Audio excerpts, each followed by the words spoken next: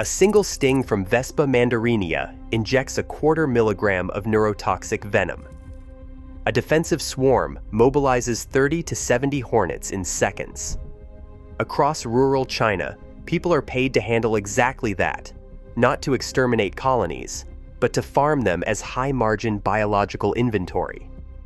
The architecture of this trade rests on one equation: where danger meets demand, risk converts to profit. That conversion starts with understanding what makes this insect so lethal. A worker hornet of Vespa mandarinia measures between 25 and 40 millimeters in length, nearly the size of a human thumb. Each individual carries a venom sac containing around 15 milligrams of potent neurotoxic proteins and enzymes. When disturbed, a single hornet can deliver 0.2 to 0.3 milligrams of venom per sting, a dose that approaches clinical toxicity thresholds for sensitive individuals. The risk, however, is not isolated to a single insect. A defensive response triggers a coordinated release of 30 to 70 hornets from the colony in a matter of seconds. This swarm behavior transforms a localized hazard into a collective one, multiplying the venom delivered and the probability of severe outcomes. The biological architecture of these colonies, hundreds to thousands of workers, each with the capacity for multiple stings, creates a risk profile that is both acute and cumulative. These metrics define the baseline for any economic activity involving the species. Before any consideration of containment, breeding, or harvesting, the physical and toxicological scale of the asset must be acknowledged. In this context, the hornet is neither mere pest nor simple commodity. It is a high-stakes biological asset whose value is inseparable from the hazards it presents. Nest capture begins with a systematic search across forest edges and low-lying orchards, where hornet colonies are most likely to be found. Crews deploy handheld acoustic detectors tuned to the distinctive 250 to 350 Hz buzz of Vespa mandarinia, scanning tree bases and soil cavities for signs of activity. In recent years, drone-mounted thermal cameras have reduced average search time from several days to about 12 hours, increasing search efficiency by 40%. Once a nest is located, the crew prepares a metal-framed containment cage measuring 80 by 80 by 120 centimeters. The design features a double-door system to prevent escapes during transfer. Bait, typically 1 kilogram of cabbage moth larvae, is placed near the entrance to draw out foragers. When a critical mass of workers is inside, the crew uses a pulsed carbon dioxide spray to coax the queen into the enclosure. The sealed cage is then moved to a temperature-controlled van set at 15 degrees Celsius, minimizing colony stress during transit.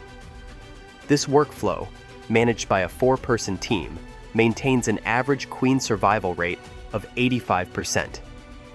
Each step transforms a volatile hazard into a managed biological asset, ready for controlled breeding and eventual venom harvest. Venom extraction from Vespa mandarinia transforms biological risk into a structured revenue stream, with each colony functioning as a tightly managed asset. The product ladder begins at the base with live larvae and adult hornets, sold into regional culinary markets at 120 to 180 yuan per kilogram for larvae, and 250 to 320 yuan per kilogram for roasted adults. These sales peak during the Mid-Autumn Festival, when demand for hornet-based delicacies drives prices up by nearly a third. At the next tier, venom tinctures, prepared by dissolving dried venom in alcohol, supply traditional medicine clinics at 1,500 to 2,200 yuan per 10 milliliter vial, each containing approximately 5 milligrams of toxin. The highest returns are reserved for purified MDTX, the principal neurotoxin, which is isolated through multi-stage chromatography and sold to pharmaceutical buyers at 12,000 to 18,000 yuan per milligram. A single mature colony yields about 2.5 grams of crude venom per 4-month production cycle, from which roughly 0.8 grams of MDTX can be recovered, translating to 9,600 to 14,400 yuan per colony from pharmaceutical sales alone. The financial logic is shaped by yield figures and risk. Colony acquisition costs range from 2,500 to 3,200 yuan, with a lease model in some provinces charging 1,200 yuan per month and a share of venom output. Revenue per colony is highly sensitive to survival rates and extraction efficiency. Even a 10% drop in yield, resulting from colony mortality or handling errors, can erase expected profit. The system's vulnerability to cost spikes is evident in labor and medical contingencies, which are not factored directly into gross revenue, but have an outsized effect on net margins. Ultimately, the value of these colonies is not fixed. It is a function of successful risk management, consistent yield, and the ability to convert compressed biological hazard into concentrated cash flow. A single incident of mass stinging can erase months of calculated risk and expected profit. Medical records from hornet farming cooperatives in Sichuan and Jiangxi document that when a worker receives more than 10 stings, hospital observation is mandatory. Crossing the 50 sting threshold triggers automatic ICU admission under Chinese emergency protocols. Treatment for severe envenomation, including mechanical ventilation, antivenom, and renal replacement therapy, costs between 45,000 and 65,000 yuan per case. This figure matches the average net revenue from 2 or 3 mature colonies, turning a single hospitalization into a direct offset against seasonal earnings.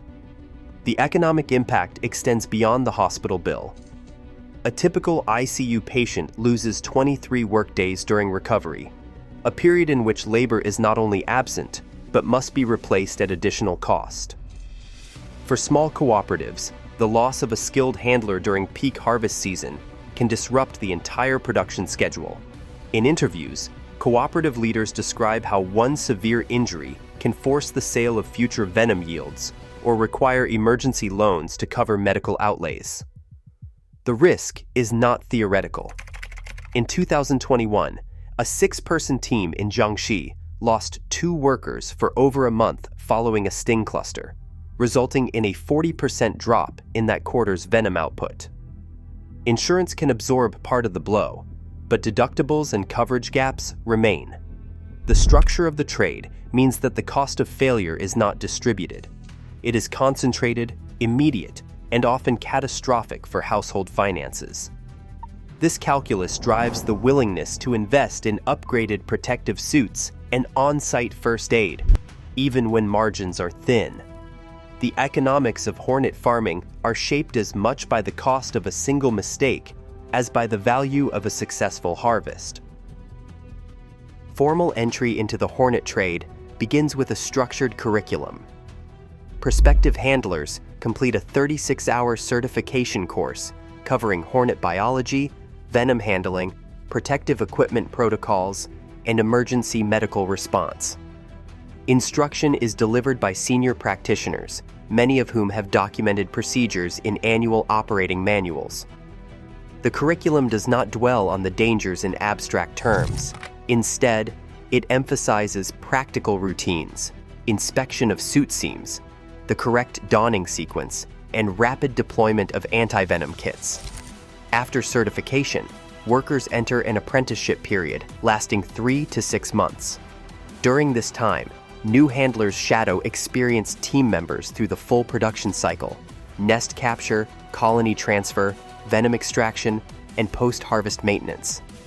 Apprenticeship is not only about technical skill, but about learning to interpret subtle cues, changes in hornet activity, early signs of equipment fatigue, or the tactile difference between a secure zipper and one prone to gaps. This process of risk habituation is deliberate. Repeated exposure under supervision builds a sense of control, even as the underlying hazard remains unchanged. Investment in upgraded gear is a rational response to the realities of daily exposure. The standard beekeeping suit, priced around 1,200 yuan, offers partial protection but has a documented breach rate. Most full-time operators now purchase Kevlar polymer suits at 2,800 yuan each. These provide superior sting resistance and are amortized over 3 years, representing both a safety upgrade and an economic calculation. The decision to upgrade is shaped by direct experience. A single breach and the ensuing medical costs can outweigh the initial outlay. In this context, risk is not simply endured, it is analyzed, managed, and to a large extent normalized through training, habitual practice, and targeted investment. The human element in hornet farming is not defined by bravado, but by a systematic approach to living with risk. Licensing for hornet farming and venom extraction in China follows a tiered structure, with oversight divided among the Provincial Department of Agriculture, the National Forestry and Grassland Administration, and the China Food and Drug Administration. Operators must secure a high-risk insect breeding license, submit annual risk assessments, and demonstrate compliance with protective equipment standards. Venom extraction, above 0.5 grams of purified toxin, requires additional certification and batch traceability. Inspections occur twice a year, with spot checks on venom storage, worker health records, and containment measures. Penalties for unauthorized breeding or extraction include fines up to 50,000 yuan and temporary suspension of operations. Regulatory overlap between agricultural and wildlife authorities can produce gray zones, particularly around habitat impact and waste management. These compliance costs and uncertainties act as gatekeepers, determining which operations can scale and which remain informal. Across high-risk venom trades, a clear pattern emerges. The greater the lethal potential, the higher the price. Snake venom sells for $800 to $1,200 per milligram. Scorpion venom sells for $2,500 to $3,500 per milligram, and bee venom sells for $150 to $250 per milligram. Each of these markets builds value on danger, with pricing reflecting not just scarcity, but the occupational hazards embedded in every milligram produced. The economic logic is consistent. Risk, when controlled and commodified, commands a premium regardless of species. Today, giant hornet colonies are managed as economic instruments, where occupational risk is priced, contained, and converted into margin. The value lies not in rarity, but in systematized exposure. As demand persists, so does the incentive to industrialize risk. Profit. Here is calibrated by the limits of human tolerance.